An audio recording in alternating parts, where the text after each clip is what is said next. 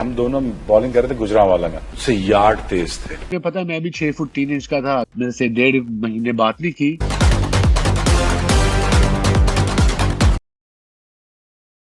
वसीम अकरम और वकार यूनिस ने पाकिस्तान के किन 5 बड़े क्रिकेटर्स के करियर तबाह किए, इसकी स्टोरी मैं इस वीडियो में शेयर करूंगा। देखिए, वसीम वकार आजकल टीवी पे बैठ के पाकिस्तान की करंट टीम को बहुत क्रिटिसाइज कर रहे होते हैं। फेयरली इनफ, ठीक है, पाकिस्तान की टीम परफॉर्मेंस अच्छा नहीं दे रही, लेकिन इन्होंने खुद पिछले 15 से 20 साल जिन्होंने क्रिकेट खेली, 92 के वर्ल्ड कप के बाद से अगर हम कंसीडर करें, 2003 तक ये दोनों खेलते रहे। इन 11 सालों में पाकिस्तान ने तकरीबन 7-8 आईसीसी इवेंट्स में पार्टिसिपेट किया। पाकिस्तान कोई इवेंट जीत ही नहीं सका, एक भी इवेंट नहीं जीत सका। उसके अलावा बहुत सारे ऐसे प्लेयर्स, यंग क्रिकेटर्स जो इस दौर में आ रहे थे, उनका करियर भी इन्होंने खराब किया। और बाद में जब वकार यूनिस पाकिस्तान के हेड कोच बने, तो हेड कोच बनकर भी उन्होंने बहुत सारे क्रिकेटर्स के करियर खराब किए। इवन वसीम अकरम पिछले कुछ अरसे में पाकिस्तान क्रिकेट टीम के साथ पीसीबी में किसी ओहदे पर तो नहीं है, लेकिन पाकिस्तानी क्रिकेट में इनका ठीक ठाक इन्फ्लुएंस चल रहा है। तो बहुत सारे लोगों के साथ जो कुछ इन्होंने किया है वो भी सबके सामने है। तो मैं इस वीडियो में उन 5 कैरेक्टर्स का जिक्र करने जा रहा हूं जिनको डायरेक्टली इन्होंने उनके करियर साथ खेलने की कोशिश की और काफी हद तक कामयाब भी हुए। जो पहला नाम इसमें है वो मोहम्मद जाहिद का है। देखिए, मोहम्मद जाहिद जब आए थे पाकिस्तान के लिए, डेब्यू टेस्ट मैच में उन्होंने 10 विकेट हॉल लिया था अगेंस्ट न्यूजीलैंड।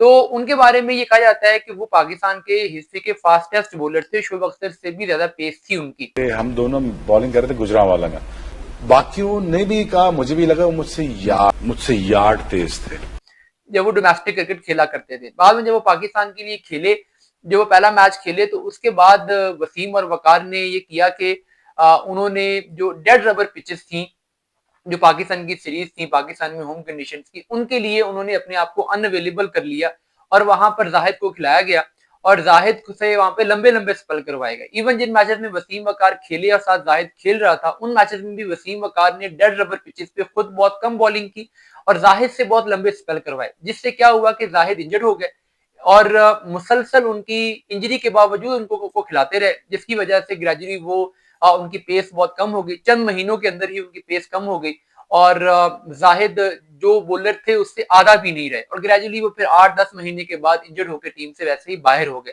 तो ये उस वक्त 90s की क्रिकेट को जो देखने वाले हैं, वो जो उस वक्त चीजों को देख रहे थे, ऑब्जर्व कर रहे थे, उनका ये फर्म बिलीव है कि ये वसीम वकार की प्लानिंग थी मोहम्मद जाहिद को बाहर करने के लिए, ताकि वो उनके लिए खतरा ना बन सके।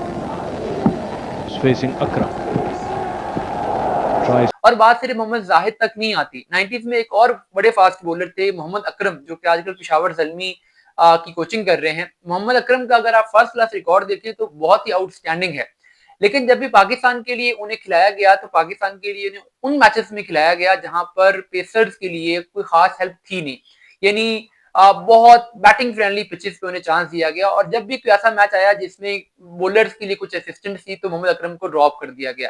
तो मोहम्मद अकरम को सिलेक्टिवली चंद मैचेस तो खिलाए गए उस दौरान में, लेकिन वो मैचेस जिसमें बहुत हाई स्कोरिंग कंपटीशन से और सब बॉलर को ही मार पड़ी। और फिर ये बहाना करके कि जी हमने तो कुछ मैचेस में मोहम्मद अकरम को चांस दिया है, फिर ग्रेजुअली उनका करियर खत्म कर दिया गया। बाद में वो दोबारा पाकिस्तान के लिए कभी नहीं खेल सके।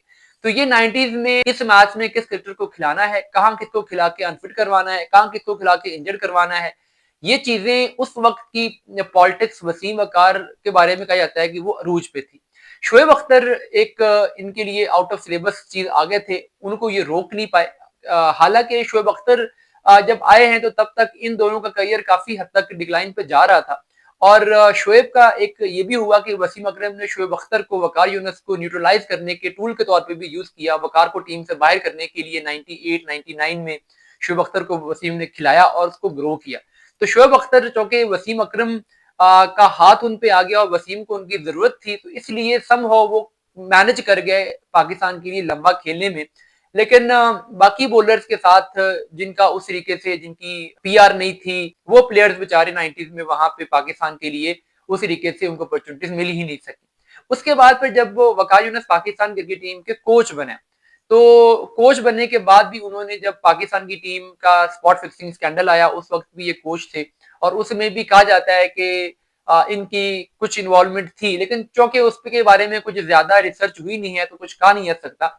लेकिन उसके बाद वकार यूनिस ने पाकिस्तान के एक ऑलराउंडर अब्दुल रज़ाक के साथ जो कुछ किया वो हमारे सामने है। रज़ाक को इन्होंने इतना टॉर्चर किया, कभी उनको बाहर कर रहे हैं, कभी एक मैच खिलाया, फिर एक मैच में बाहर। अब्दुल रज़ाक जैसा पाकिस्तान की हिस्ट्री का बेस्ट फास्ट बॉलिंग ऑलराउंडर अगर कंसिस्टेंटली पाकिस्तान के लिए खेल नहीं पाता, कुछ मैचेस में खेलता है, कुछ मैचेस में बेंच पे चला जाता है, और फिर जब उन्होंने एक मशहूर ज़माना 100 स्कोर की थी, आपको याद होगा साउथ अफ्रीका वाली,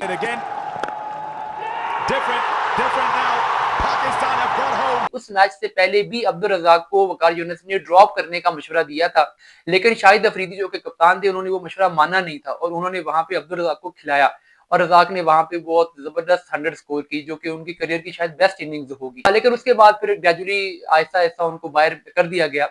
तो चौथा नाम इसमें आया वो मोहम्मद आमिर का आया। मोहम्मद आमिर ने 2009 में जो भी स्पॉट फिक्सिंग स्कैंडल में उनकी इन्वॉल्वमेंट रही, वो सब कुछ अपनी जगह पे ठीक था, लेकिन बाद में हमने देखा कि जब वो पाकिस्तान के लिए उन्होंने कमबैक किया, पाकिस्तान को चैंपियंस ट्रॉफी भी जितवाई, उसके बाद जब वकार यूनिस पाकिस्तान के हेड कोच बॉलिंग कोच थे और मोहम्मद आमिर ने टेस्ट क्रिकेट से रिटायरमेंट की बात की, तो उस मामले को अच्छे तरीके से भी टैकल किया जा सकता था, लेकिन वकार यूनिस ने वहां पे बहुत ज्यादा मिसमैनेज की, चीजों को मिसकम्युनिकेट किया और मोहम्मद आमिर की इस डिसीजन को बुनियाद बना के उनको टी20 और ओडीआई से भी बाहर कर दिया, जिससे अल्टीमेटली पाकिस्तान का भी नुकसान पहुंचा, मोहम्मद आमिर को भी नुकसान पहुंचा। और ये चीज ऐसी थी कि जो कि वकार यूनिस को देखनी चाहिए थी कि अगर एक प्लेयर खुद कह रहा है कि वो सारे फॉर्मेट्स नहीं खेल सकता, तो वर्कलोड मैनेजमेंट करनी चाहिए। अगर आप ये कहते हैं कि वो टेस्ट क्रिकेट खेलता रहता, व्हाइट बॉल छोड़ता, तो वसीम अकरम ने भी तो पहले टेस्ट क्रिकेट ही छोड़ी थी ना, वनडे वो बाद तक खेलते रहे थे। तो ऐसा नहीं है, ये बॉलर की अपनी प्रेफरेंस होती है, वो अपनी फिटनेस लेवल को देखता है, चीजों को देखता है, लेकिन उन पर पैसा कमाने का इल्जाम लगाना, लालची होने की बातें करना और उनको बाहर करना, तो मोहम्मद आमिर के करियर के साथ भी वकार यूनिस ने खिलवाड़ किया। कंट्रोवर्सी चली है 90s में, हाँ। और आज भी चल रही है, बात उन्हीं की होती है। ये 50 साल के बाद भी 90s पे ही आएगी, क्योंकि उस जमाने में बहुत ज्यादा गलत हुआ है। फिर वसीम और वकार ने मिलके 90s में एक और लेजेंड के साथ जो कुछ किया, मैं बात कर रहा हूं पाकिस्तान के साबिक गोलकीपर बैट्समैन राशिद लतीफ की। राशिद लतीफ ने जब मैच फिक्सिंग स्कैंडल को एक्सपोज किया था, तो उसके बाद एक ये टसल शुरू होगी कि राशिद को टीम में नहीं आने देना। राशिद पाकिस्तान के लिए तकरीबन 12 साल उनका इंटरनेशनल करियर बनता है और 12 सालों में उन्होंने पाकिस्तान के लिए जितनी क्रिकेट खेली है, उतनी नॉर्मली प्लेयर 3-4 साल में ही खेल जाते हैं। तो 12 साल तक वो पाकिस्तान की हिस्ट्री के बेस्ट कीपर माने जाते हैं, यानी मोइन खान हो, इवन उससे पहले वसीम बारी हो, बाकी जितने भी लोग हैं, विकेट कीपिंग स्किल में कोई राशिद लतीफ के करीब भी नहीं पहुंचता था। आप अच्छे कीपर थे, ये मोइन भाई भी कहते हैं, इतना कहते हैं कि अपने बेटे को तरबियत के लिए इनके पास भेजा। लेकिन उसके बावजूद राशिद लतीफ को पाकिस्तान टीम से मुसलसल इन आउट किया गया। ठीक है, मोइन की बैटिंग थोड़ी सी बेहतर थी, लेकिन राशिद लतीफ की बैटिंग भी बुरी नहीं थी। अगर आपको 96 का क्वार्टर फाइनल में इंडिया के अगेंस्ट उनकी इनिंग्स याद हो, तो ये उन्होंने 96 में खेली थी। There's a man getting around for it, but he'd need to be 45 feet tall. That's a great shot by Rashid, a huge six. उसके बाद फिर उन्होंने जब उन्हें सन 2000 के बाद कंसिस्टेंट बैटिंग चांसेस दिए गए, कंसिस्टेंटली वो टीम का पार्ट रहे, तो उन्होंने अब बहुत जबरदस्त बैटिंग की। उनके आखिरी करियर के 2-3 साल में अगर उनके बैटिंग स्टैट्स निकालें तो वो बहुत अच्छे थे, लेकिन वहां पे लॉबिंग की वजह से, पॉलिटिक्स की वजह से राशिद लतीफ को भी टीम से बाहर किया जाता रहा। तो ये वो चीजें हैं जो कि वसीम अकरम और वकार यूनिस करते रहे हैं। ये 5 प्लेयर्स की बात तो मैंने अभी आपको बताई है, और पता नहीं कितने प्लेयर्स हैं जिनका करियर इन्होंने तबाह किया होगा, जिनकी कहानियां सामने ही नहीं आ सकी। तो अब बैठ के टीवी पे बैठ के और आपने स्टैट्स लगा दी कि हमने इतनी विकेटें ले ली होंगी। भाई, ऑस्ट्रेलिया में कभी कोई टेस्ट सीरीज जीती, साउथ अफ्रीका में कभी कोई टेस्ट सीरीज जीती, 92 में इमरान खान की रिटायरमेंट के बाद कितने आईसीसी टूर्नामेंट आपने जीते। तो ये सारी चीजें सामने हैं। आप अपने पर्सनल स्टैट्स को लेकर अगर आ जाएंगे, लेकिन उनका इंपैक्ट नहीं बताएंगे कि पाकिस्तानी क्रिकेट के लिए आपने क्या कंट्रीब्यूट किया, तो फिर इन सारी बातों का कोई फायदा नहीं है।